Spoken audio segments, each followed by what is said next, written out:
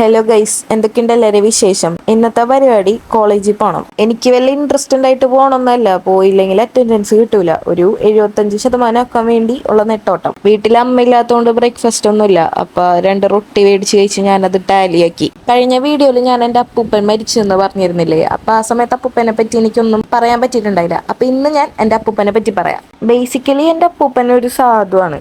അപ്പൂപ്പന് 3 പെൺപിള്ളേരായോണ്ട് അന്നൊക്കെ എൻ്റെ അമ്മനെയും മേമനെയും വല്യമ്മനെയൊക്കെ പഠിപ്പിക്കാൻ വിടണേന് അവിടുത്തെ നാട്ടുകാർക്കൊക്കെ ഭയങ്കര പുച്ഛായിരുന്നു. പക്ഷെ അപ്പൂപ്പൻ അന്നേ നല്ല ചിന്താഗതിയുള്ള മനുഷ്യനായിരുന്നു. പക്ഷെ പെൺപിള്ളേരെ പഠിപ്പിക്കണം, ജോലി വേണം, അങ്ങനെയുള്ള ഒരു ചിന്ത ഉള്ളതായിരുന്നു. അതുകൊണ്ട് അപ്പൂപ്പനെ കൊണ്ട് പഠിപ്പിക്കാൻ പറ്റണ അത്ര അപ്പൂപ്പൻ പഠിപ്പിച്ച്. അതുകൊണ്ട് തന്നെ 3 പേർക്കും സ്വന്തമായിട്ടൊരു തൊഴിലുണ്ട്. എനിക്ക് ഏറ്റവും കൂടുതൽ നിൽക്കാൻ പോകാൻ ഇഷ്ടമുള്ളതും ഞാൻ ഏറ്റവും കൂടുതൽ നിന്നിട്ടുള്ളതും എൻ്റെ അപ്പൂപ്പൻ്റെ കൂടെയാണ്. ഞാനും അച്ഛനും പണ്ട് അവിടെ കുഞ്ഞില് നിൽക്കാൻ പോയിരുന്നപ്പോ അപ്പൂപ്പൻ ഞങ്ങളുടെ അടുത്ത് സ്നേഹം കാണിച്ചിരുന്ന ഫുഡിലൂടെയാണ്. അതുകൊണ്ടൊക്കെ തന്നെയാണ് ഞങ്ങൾ ഈ കൊഴുക്കട്ട പോലെ ഇരിക്കണതും. ഞങ്ങൾ രാവിലെ തന്നെ എണീക്കണേന് മുന്നേ അപ്പൂപ്പൻ പോയിട്ട് ചിക്കൻ മേടിച്ചു തരും. എനിക്കാണെങ്കിൽ നൂൽപുട്ട് ഭയങ്കര ഇഷ്ടമാണ്. അതുകൊണ്ട് അപ്പൂപ്പൻ രാവിലെ തന്നെ നൂൽപുട്ടൊക്കെ പിഴിഞ്ഞ് നൂൽപുട്ടും ചിക്കനും ഉണ്ടാക്കി തരും. പിന്നെ റോട്ടിൽ കൂടെ ഏതേലൊക്കെ ഒരു ഐസ്ക്രീം വണ്ടി പോണ സൗണ്ട് കേട്ട് കഴിഞ്ഞാൽ വേഗം സൈക്കിൾ എടുത്ത് പോയിട്ട് ഞങ്ങൾക്ക് ഐസ്ക്രീം ഒക്കെ മേടിച്ചു തരും. ഇതെല്ലാം അപ്പൂപ്പൻ ചെയ്തിരുന്നത് അന്ന് ലോട്ടറി വിറ്റിട്ടാണ് ട്ടാ. ബാക്കി ഞാൻ അടുത്ത വീഡിയോയിൽ പറയാം, അല്ലെങ്കിൽ ലെങ്ത് കൂടി പോകും.